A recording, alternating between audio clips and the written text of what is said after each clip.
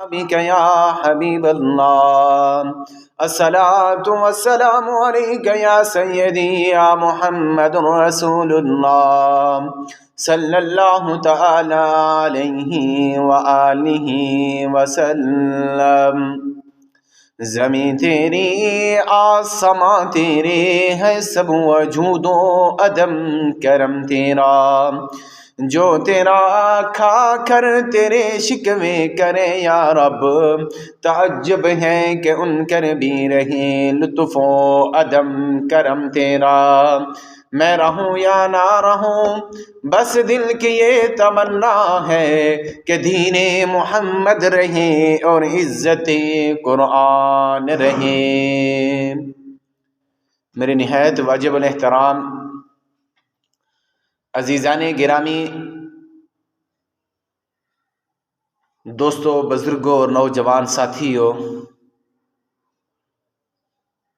یہ ماہ جس کو آپ اور میں شب برات کہتے ہیں،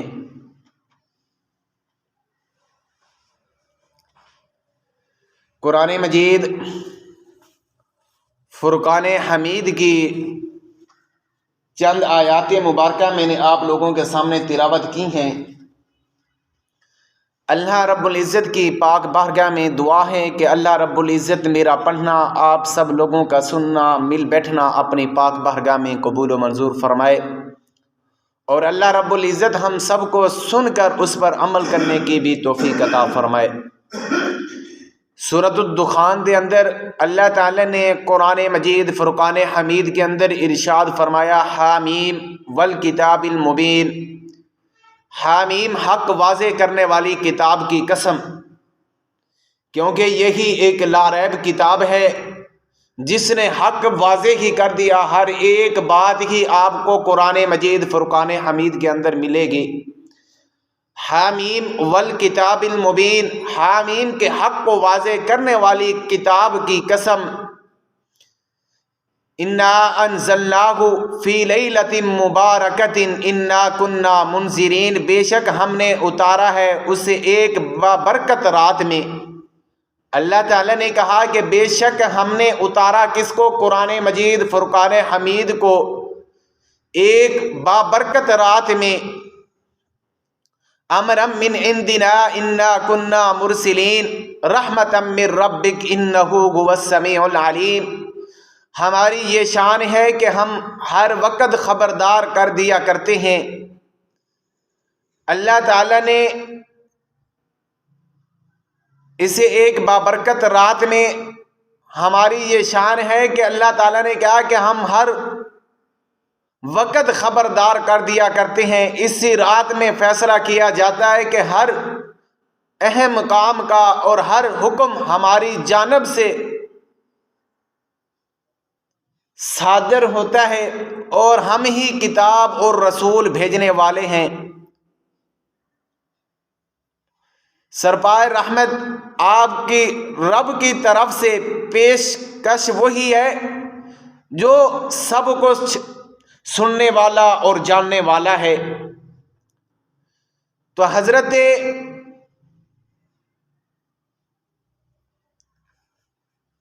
مولا علی شیر خدا کرم اللہ الوجہ الکریم روایت کہتی ہیں کہ رسول اکرم صلی اللہ علیہ وسلم نے ارشاد فرمایا، جب شعبان کی 15ویں رات ہو تو اس رات کو جاگا کرو اور اس کے دن میں روزہ بھی رکھا کرو. رات کو جاگا کرو اور دن کو روزہ بھی رکھا کرو. جب سورج غروب ہوتا ہے تو اس وقت اللہ تعالی اپنی شان آسمان دنیا پر نزول فرماتا ہے اور اعلان فرماتا ہے کوئی مغفرت طلب کرنے والا اور ہے کہ اس کے گناہ اتنا بڑھ گئے ہوں کہ ہے کہ مغفرت کرنے والا کہ میں اسے بخش دوں، کہ ہے رزق طلب کرنے والا میں اسے رزق عطا کروں، کہ ہے مصیبت زدہ تاکہ میں اس کو نجات دوں۔ یہ اعلان طلوع فجر تک ہوتا رہتا ہے۔ اس حدیث پاک میں ہے کہ 15ویں رات کو اللہ تعالی آسمان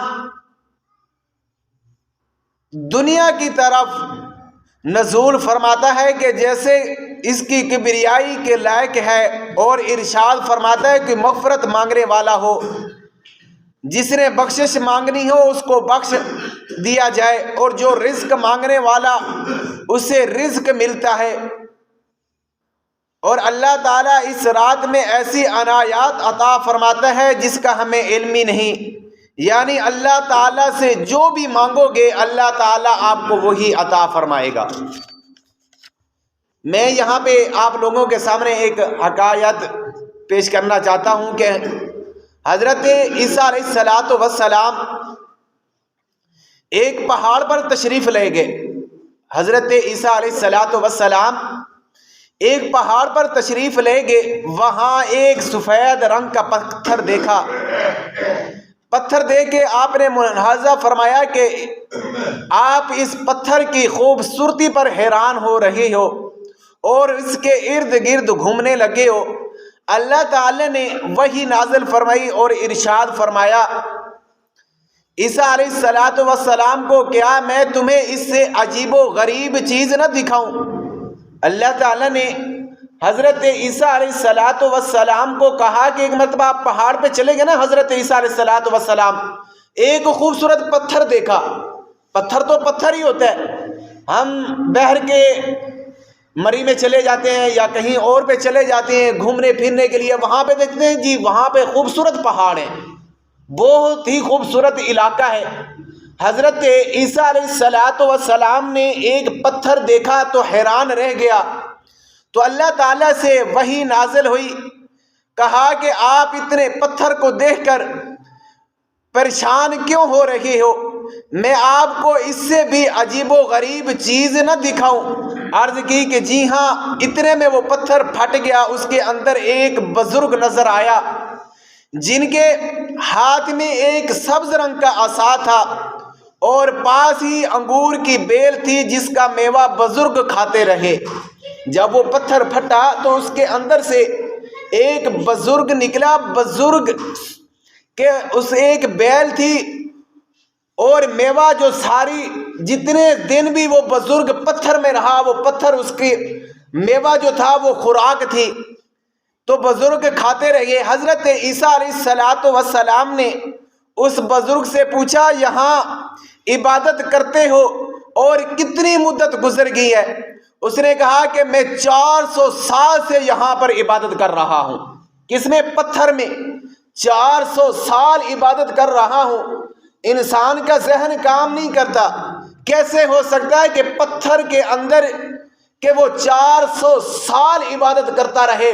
جس طرح حضرت یونس علیہ السلام کو اللہ تعالیٰ مچھلی کے پیٹ کے اندر رکھ سکتے ہیں، اسی طرح اللہ رب العزت اس بزرگ کو پتھر کے اندر بھی رکھ سکتے ہیں۔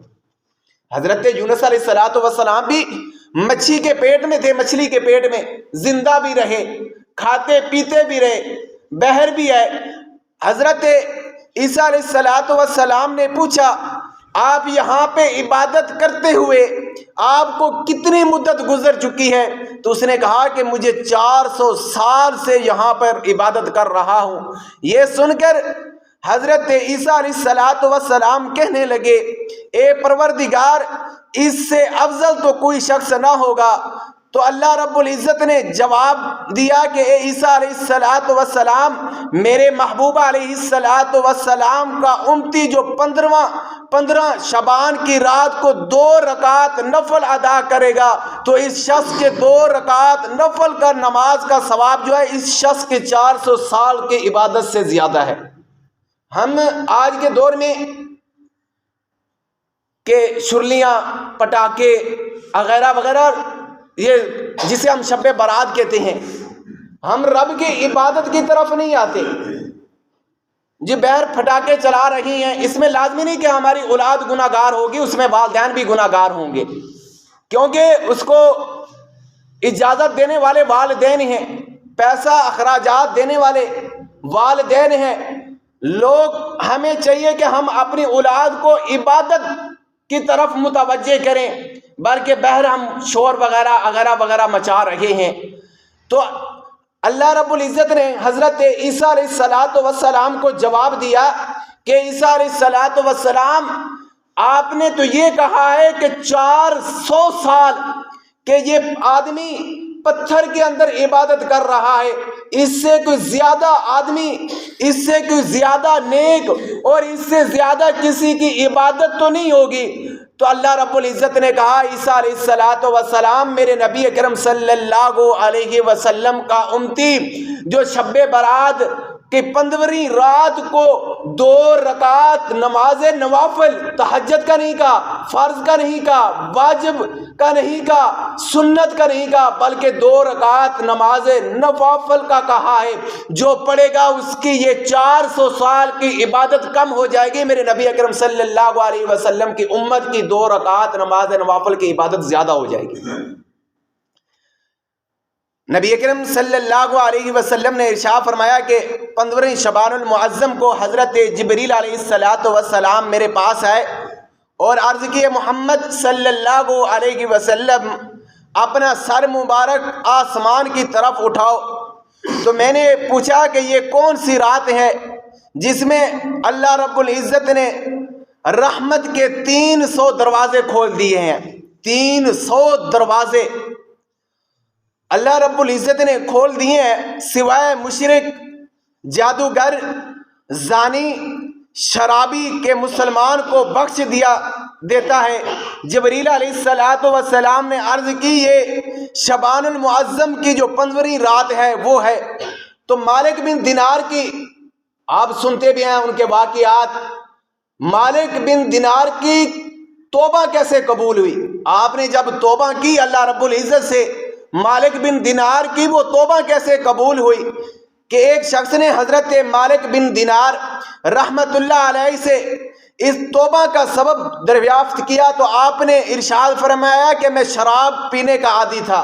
مالک بن دینار نے کہا کہ میں شراب پینے کا عادی تھا، میری ایک چھوٹی سی بچی تھی جو میرے سامنے شراب کی بوتل گرا دیا کرتی تھی۔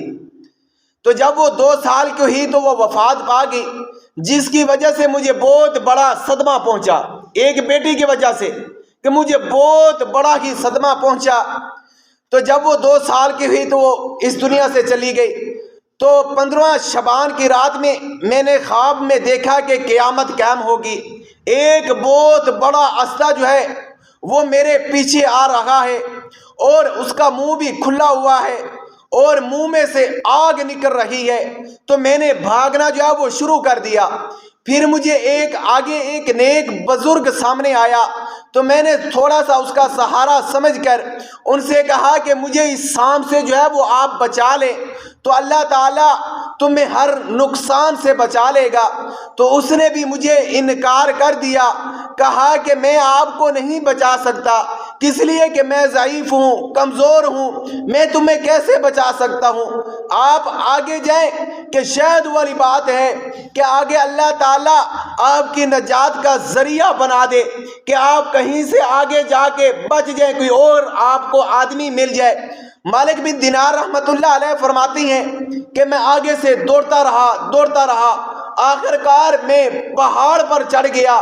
جب پہاڑ پر میں گیا تو وہاں پہ قبرستان تھا، تو اس قبرستان میں سے دروازہ کھلا، قبر میں سے بچی باہر آئی، اس بچی نے ایک ہاتھ سے عصا کو بھگا دیا اور ایک ہاتھ سے مجھے لپیٹ لیا۔ پھر اس نے یہ قرآن مجید فرقان حمید کی آیات مبارکہ تلاوت کی کہ أَلَمْ يَأْذِنِ الَّذِينَ آمَنُوا أَن تَخْشَعَ قُلُوبُهُمْ لِذِكْرِ اللَّهِ۔ تو اس کے والد نے کہا کہ اے بیٹی، کیا تم نے قرآن مجید فرقان حمید پڑھ لیا ہے؟ آج یہاں پہ آپ مجھے قرآن مجید فرقان حمید کی آیات مبارکہ سنا رہی ہو، سورۃ الحدید کی آیات مبارکہ آپ کی 2 سالہ کی صاحبزادی ہے، قرآن مجید کی تلاوت کر رہی ہے کہ أَلَمْ يَأْنِ الَّذِينَ آمَنُوا أَن تَخْشَعَ قُلُوبُهُمْ لِذِكْرِ اللَّهِ۔ کیا ہے ایمان والوں کے لیے ابھی وہ وقت نہیں آیا جن کے دل جھک جائیں اللہ تعالیٰ کی یاد میں۔ کہا کہ ابو جی کیا ایمان والے جو لوگ ہیں جو ایمان لے کے آئے، کیا ابھی تک وہ وقت نہیں آیا کہ انسان کا دل جو ہے وہ اللہ کی بارگاہ میں جھک جائے، وہ اللہ تعالیٰ کے آگے جھک جائے؟ کیا ابھی تک وہ وقت نہیں آیا؟ وقت آ چکا ہے، لیکن آج ہمارے پاس وقت نہیں ہے۔ وہ ٹائم تو آ چکا ہے، لیکن آپ کی اور میری مصروفیت کاروبار میں ہے۔ آج کے دور میں، آج کے زمانے میں ہم نے دین کو، اسلام کو پیچھے چھوڑ دیا، لیکن کاروبار کو ہم آگے چلا رہے ہیں۔ کہیں پہ ہمارا کاروبار جو ہے وہ ٹھپ نہ ہو جائے۔ دین جاتا ہے تو چلا جائے، اسلام جاتا ہے تو چلا جائے، بعد میں بھی ہمارے پاس اسلام آ جائے گا، بعد بھی ہمارے پاس دین آ جائے گا۔ تو قرآن مجید فرقان حمید کی 2 سالہ بچی ہے جو آیاتیں پڑھ کے سنا رہی ہے، اس کا ترجمہ بتا رہی ہے کہ ابو جی کیا ایمان والوں کے لیے ابھی تک وہ وقت نہیں آیا جن کے لیے وہ اللہ تعالیٰ کے آگے ان کے دل جھک جائیں اللہ تعالیٰ کی یاد میں؟ آج انسان کے دل کیوں نہیں جھک رہے؟ میں نے پوچھا کہ تجھے قرآن پاک آتا ہے؟ یوں اس نے کہا کہ ہاں ابو جی، کہ میں نے بزرگ اور سام کے بارے میں اس بچی سے دریافت کیا تو اس بچی نے بتایا کہ بزرگ تمہارا نیک عمل تھا اور جو عصا تھا وہ تمہارا برا عمل تھا، اور جو تمہاری امانت تھی وہ میں ہوں۔ حضرت مالک بن دینار رحمت اللہ علیہ کی توبہ ایسے قبول ہوئی۔ رات میں خواب میں دیکھتے ہیں 15 شعبان کی رات میں، جس کو ہم شب برات کہتے ہیں۔ شعبان کی حضرت کعب رضی اللہ تعالی عنہ سے مروی ہے کہ اللہ تعالی جبریل علیہ السلام کی شعبان کی جو 15ویں شب جنت کی طرف بھیجا تاکہ وہ جنت کو حکم کرے کہ راستہ ہو جا، تاکہ اللہ تعالیٰ اس رات میں آسمانوں کے ستاروں کی گنتی، دنیا کے دن رات کی گنتی، درختوں کے پودوں کی گنتی، پہاڑوں کے وزن کی گنتی، اور اتنی گنتی ہونے کے باوجود اللہ تعالیٰ اس رات جتنے بھی لوگ جہنمی ہوتے ہیں اللہ تعالیٰ ان کو جنت عطا کر دیتا ہے 15 رات کو، شعبان ال15 کی۔ اور شعبان کی 15 رات کو رحمت الہی کا جو ہے وہ نزول ہوتا ہے دنیا کے اوپر۔ شعبان کی 15 رات جو ہے وہ برکتوں کا نزول ہے، اور شعبان کی 15 شب پہ اللہ تعالیٰ نے اپنی رحمت کے 300 دروازے جو ہیں وہ کھول دیتے ہیں۔ شعبان کی 15ویں جو رات ہے وہ اللہ تعالیٰ کے آگے بخشش کا ذریعہ ہے، انسان توبہ تو کرے۔ شعبان کی جو 15ویں رات ہے اللہ تعالیٰ رزق مانگنے والوں کو رزق عطا کر دیتا ہے، اور شعبان کی 15ویں رات کو جو بیمار ہوتے ہیں وہ صحت کے لیے دعا مانگے تو اللہ تعالیٰ ان کی دعا قبول کر دیتا ہے، گناہ گاروں کی معافی مل جاتی ہے، اور اللہ رب العزت کا قرب الہی ذریعہ ہو جاتا ہے، قرب الہی کا ذریعہ بن جاتا ہے۔ کوئی اللہ رب العزت سے مانگ کے تو دیکھے۔ حضرت عمر بن عبد العزیز رحمت اللہ علیہ نقل کرتے ہیں کہ اسی رات حضرت جبریل علیہ السلام بارگاہ رسالت میں آپ حاضر ہوئے تو آپ نے عرض کی یا رسول اللہ صلی اللہ علیہ وسلم اس رات خوب محنت اور کوشش یعنی مجاہدہ کیجئے، اس رات یقیناً حاجت پوری ہو جاتی ہے۔ آپ ذرا یہ بتائیں کہ آپ صلی اللہ علیہ وسلم کو کیا حاجت کرنے کی ضرورت تھی؟ کیا یا تلاوت کرنے کی ضرورت تھی یا عبادت کرنے کی ضرورت تھی؟ نہیں، بلکہ آپ لوگوں تک اور میرے تک پیغام پہنچانا تھا۔ حضرت جبریل علیہ السلام نے آگے پیغام دیا تو حضور اکرم صلی اللہ علیہ وسلم نے خوب محنت مشقت فرمائی، تو حضرت جبریل علیہ السلام نے دوبارہ حاضر ہوئے اور عرض کی یا رسول اللہ صلی اللہ علیہ وسلم اپنی امت کو خوشخبری سنا دو۔ یہ دیکھو کہ پیغام لے کے آنے والا کون، پیغام دینے والا کون ہے؟ اللہ رب العزت۔ اللہ رب العزت نے حضرت جبریل علیہ السلام کو کہا جو تمام نوری فرشتوں کے سردار ہیں، پیغام کس کے لیے لا کے آ رہے ہیں؟ نبی اکرم صلی اللہ علیہ وسلم کی امت کے لیے۔ خوش نصیب ہے آج آپ اور میں کہ اللہ رب العزت نے آپ کو اور مجھ کو مسلمان پیدا کیا اور نبی اکرم صلی اللہ علیہ وسلم کا امتی بنا دیا۔ اور پیغام لے کے آنے والے کون؟ تمام نوری فرشتوں کے سردار جو آگے عرض کر رہے ہیں، پیغام لے کے آ رہے ہیں، بتا رہے ہیں نبی اکرم صلی اللہ علیہ وسلم کو کہ اے نبی اکرم صلی اللہ علیہ وسلم اپنی امت کو خوشخبری سنا دیجئے کہ اللہ تعالیٰ نے آپ کی ساری امت کو بخش دیا ہے سوائے ان کے جو شرک کرتے ہیں۔ پھر عرض کیا کہ اپنا سر مبارک اٹھائیے اور اپنے سر انوار پر یہ دیکھیے کہ جنت کے اللہ رب العزت نے سب کے سب ہی دروازے کھول دیے۔ اللہ رب العزت نے یہ پیغام دیا کہ خوشخبری ہو اس کے لیے کہ جس نے آج کی رات رکوع کیا۔ خوشخبری سنا رہے ہیں۔ کون سی خوشخبری؟ نبی اکرم صلی اللہ علیہ وسلم خوشخبری اس انسان کے لیے، اس آدمی کے لیے کہ جس نے اس رات رکوع کیا۔ دوسری کہ دروازے پر لکھا ہوا تھا کہ ایک فرشتہ ندا دے رہا ہے کہ خوشخبری ہو اس کے لیے جس نے آج کی رات سجدہ کیا۔ تیسرے دروازے پر یہ فرشتہ ندا لگا رہا ہے، صدا لگا رہا ہے، خوشخبری ہو اس کے لیے جس نے آج کی رات عاجزی سے دعا کی۔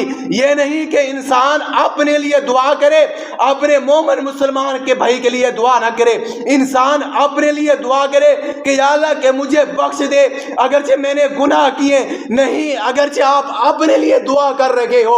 اسی طرح جو اس دنیا سے ہمارے مومن مسلمان بھائی، ہماری بہنیں، ہماری بیٹیاں چلی گئی ہیں، ان کے لیے بھی آپ نے اور میں نے ہی دعا کرنی ہے کہ جیسے آپ اپنی بخشش کے لیے دعا مانگ رہے ہیں اسی طرح اپنے مرنے والوں کے لیے بھی دعا مانگنی ہے۔ لازمی نہیں کہ وہ ہمارا رشتہ دار ہو، لازمی نہیں کہ وہ ہمارا قریبی ہو، لازمی نہیں کہ وہ کسی کا بھی ہو، لیکن ہمارا فرض بنتا ہے۔ آج کے دور میں، آج کے زمانے میں انسان یہ کہتا ہے کہ یار کہ میں اس کے جنازے پہ جاؤں گا تو ہو سکتا ہے وہ میرے جنازے پہ آئے۔ جہاں پہ ہم نے ایک یہ رسم بنا لی ہے کہ اگرچہ میں اس کا جنازہ نہیں پڑھوں گا، اس نے آ کے ان کے احباب نے، ان کے رشتہ داروں نے، انہوں نے آ کے میرا جنازہ نہیں پڑھنا، اگرچہ میں یہاں پہ فاتحہ خوانی کے لیے نہیں جاؤں گا، ہو سکتا ہے کل کوئی بھی اس دنیا سے چلا جائے ہمارے رشتہ داروں میں، وہ میری فاتحہ خانے پہ نہیں آئے گا۔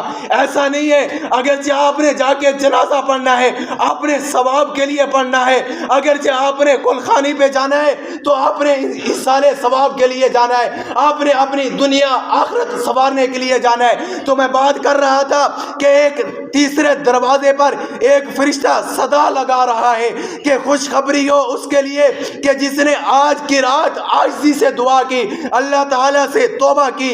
چوتھے دروازے پر ایک فرشتہ ندا لگا رہا ہے کہ خوشخبری ہو اس کے لیے جس نے آج کی رات خوف سے رویا ہو، اللہ کے ڈر سے رویا ہو کہ یا اللہ کہ تو مجھے معاف کر دے۔ اللہ کا ڈر ہر انسان کے دل میں ہے، ہر ایک مومن کے دل میں ہے کہ اللہ تعالیٰ کے ڈر سے رویا ہو۔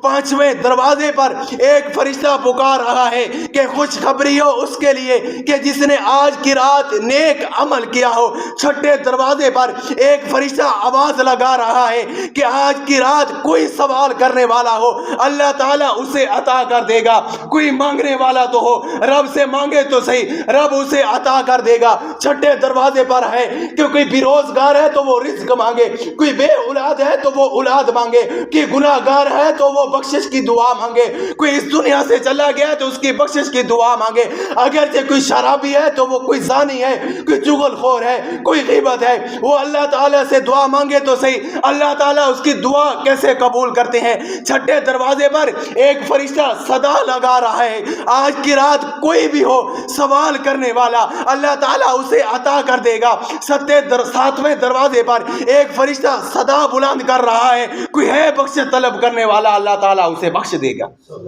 کوئی ہے بخش طلب کرنے والا، کوئی ہے مانگنے والا جس کو اللہ تعالیٰ عطا کر دے۔ تو اللہ رب العزت ہمیں چاہیے کہ جو سب کو دینے والا ہے، سب کو دینے والا اللہ تعالیٰ ہی ہے، ہم اسے مانگ کے تو دیکھیں۔ خدا را کے شب برات اس کو نہیں کہتے کہ آپ جو ہے شرلیاں پٹاخے رات کو شور شرابہ کریں، نہیں، یہی اسی ہی رات میں حضرت